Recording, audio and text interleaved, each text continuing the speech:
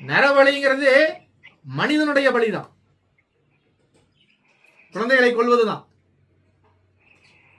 அதுல குறிப்பா பெண் குழந்தைகளை கொண்டதெல்லாம் பார்த்திருக்கோம்ல. ஏன் பெண் குழந்தைகள் இருந்தா எந்த பிரச்சனையும் கிடையாது சொல்ல போறதுனா, கட்டி கொடுத்தா வரதட்சணை இதெல்லாம் நம்மளா உருவாக்குனது. ஏன் பெண் குழந்தை கொண்டாங்க? பெண் குழந்தைய கொன்னா வம்சம் தலையெடுக்காது, வம்சம் தலையெடுக்கவே எடுக்காது. இந்த குழந்தைகளே இல்லாத ஒரு நிலை அடுத்த நாட்டிற்கு மிக எளிமையாயிரும். நாட்டினுடைய மக்கள் தொகை குறையும் போது என்ன பண்ணுவாங்க?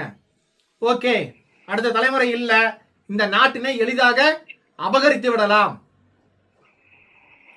மேலும் நாம் கொண்ட நம்பிக்கையில வச்சு அதை பண்ணாங்க. ஒரு சிலருக்கு அறிவா சொல்லினாங்க, ஒரு சிலருக்கு ஆன்மீகத்தை வச்சு என்ன பண்ணாங்க? நீ சன்னியாசம் போ, உனக்கு சக்தி கிடைக்கும், அதை கிடைக்கும், இது கிடைக்கும் சொல்லிட்டு எல்லாத்தையும் முடிச்சாச்சு. ஆனால் மாற்று மதம் பாருங்க, எத்தனை வேண்டுமானாலும் பெத்துக்கலாம். ஏன்னா அன்னைக்கு உண்மையாலுமே அப்படி இருந்தது. ஒரு பண்ணைக்காரங்க பாத்தீங்க அப்படின்னா, நீங்க உழைச்சீங்கன்னா ஒரு மூட்டை அரிசினா ஒரு மூட்டை அரிசி, ஒரு மூட்டை நெல்லுனா ஒரு மூட்டை நெல் தான் கொடுப்பாங்க.